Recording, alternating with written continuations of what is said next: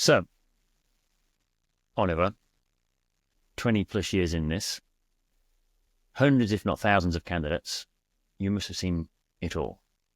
So, bearing in mind our audience are listening to this, thinking about best practice and things that they should be doing as candidates, as well as the companies, what have you seen in terms of bad practice, the things to avoid? What makes a bad candidate? Great question. And I suppose I don't necessarily like the concept of a bad candidate. I think, some candidates are simply not aligned to a role and not right for a role, and that's fine. And others are just simply not positioning themselves well for the roles in which they are a good fit. So I think clearly, that's one way of considering what bad candidate might or might not look like. But I think more Yeah, importantly, I think that's brilliant. I think that's a great start. There is no I think bad everyone candidate. deserves a chance, but let's be realistic here.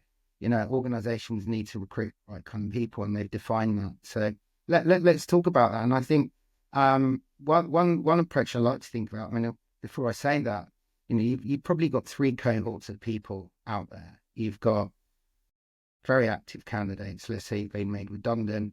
It's urgent. You find a new role. Your approach to the job market is going to be very different to somebody who's, say, a passive candidate and not looking.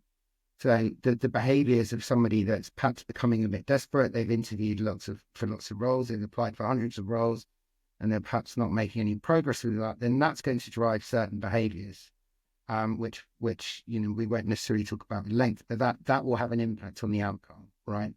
You've got the passive candidate market, which I would consider to be not looking, i.e. they're very happy or outwardly very happy in their role. And then you've got the active candidate that's probably somewhere in the middle. If the right opportunity comes along, they will certainly consider it. So I think depending on where you sit will probably determine how you approach the job market. But let's just say focus on the active candidate market, or if in your world, the transition candidates as well, because I think this advice is equally applicable. Some common things we see, spray and pray. People make that decision that it's time to make a move, and they hit the apply button. I was talking to a guy last week, really senior CTO. He's working 3 time zones at the moment, 4 years in the startup.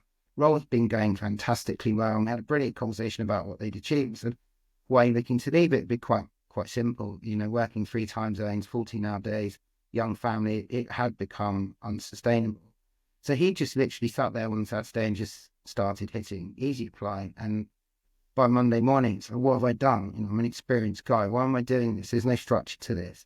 So I think that's, before you start your job search at whatever stage you're at, I think it's really valuable to just sit there and really think about what you want to achieve in this, and then take that back to basic principles. Why are you looking? What's the reason behind that? Is it well-being? Is it mental health issues based on where you're at? Is it you want a career change? You want to move into a new industry? I think you need to be really clear on what your purpose is and define your mission around that. And I think that's particularly applicable for those transitioning, say, into sustainability or climate tech. Very much in your argument, it's be clear on exactly where you want to go and make sure that you try and consolidate your search around the key principles of that, the key drivers of that, because I think that encourages people to be very focused on what they're looking for and the kind of roles that they're applying for. Yeah, I think the focus is absolutely essential, because unless you have a personal degree of focus and commitment to one particular sector or field, it's hard to turn up and present yourself as a credible candidate if you're just applying to everything, because you need to have demonstrable interest and, I hate to use this word, but a passion for the problem solution pair. And you can't do all of the problem solutions. So you really need to work on to finding that one in order to bring it home. So that spray and play, as you say, however, I don't think it's helpful. It's great for a dopamine kick of I've applied for 58 jobs this morning, but it's unlikely you're going to get much from that. Exactly. And I think that can also have a negative effect. It's not a numbers game, in my humble opinion. The more you apply, the response rate's by default going to get lower, which is actually demoralizing. I think I would always encourage people to spend a lot more time on on the roles that they're looking at, and there's lots of useful advice around that. And I think the whole easy apply thing on LinkedIn, for example, and other job boards has made people quite lazy in their approach. They'll look at their job title and think, "Oh, I could do that," and they might read and skim the first parts of the role profile and think, "Yeah, that ticks the boxes. I'll just apply." And that due diligence isn't there. And I think going back to my passive candidate comment, you should be asking yourself the so what question. Why me? Convince me this is right. So, in other words, try and convince yourself that this is the right opportunity best you can with the resources you have in front of you. Have a look at the company, make sure that they sit with you, and do a bit of research before you apply. Because I think that check and balance process, even if it's a relatively short period of time, you've stepped away from it, you've thought about it, and therefore you're more likely to craft a response that is really applicable to the role and ultimately help you stand out. Yeah. Due diligence is essential. And I've been obviously on the hiring side for years, and you can immediately tell when someone turns up and they've got a very broad understanding of what you do versus someone who turns up and said, "Andy, I think this is the problem that you're trying to address. And here's what your competitors are doing about that. And here are some suggestions or solutions that I've been really interested in." And it's immediate flag to say, you are the kind of people that I want to come and help me solve this problem. So yeah, great. Due diligence is essential. You're talking about the interview process there, and I think to get the interview, you've got to do just as much of that hard work. True.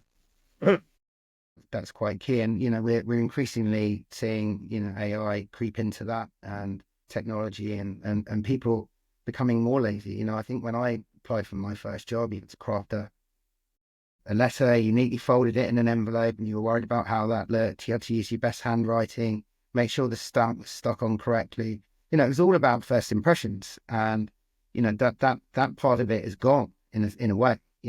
Some companies just don't even expect covering letters. So if your CV is not well crafted and well tailored for that particular opportunity, what hope have you got?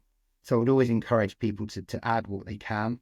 Do that covering letter, even if it's not not required as part of the application process, and maybe even go beyond that, embed a video link within that CV or that covering letter to really showcase why you're interested in that opportunity, why you're relevant for that opportunity, and so on. So I think there's a lot people can do. And going back to the kind of advertising space, obviously we're seeing a huge number of applications for roles now. Sometimes in the hundreds, and we can probably talk about that later on. But I would always say you've got to be in it to win it. I know that's a bit of a cliche, but I think that is genuinely putting people off applying for roles. For roles being open for a few days, a matter of days, and it's got 300-400 applications.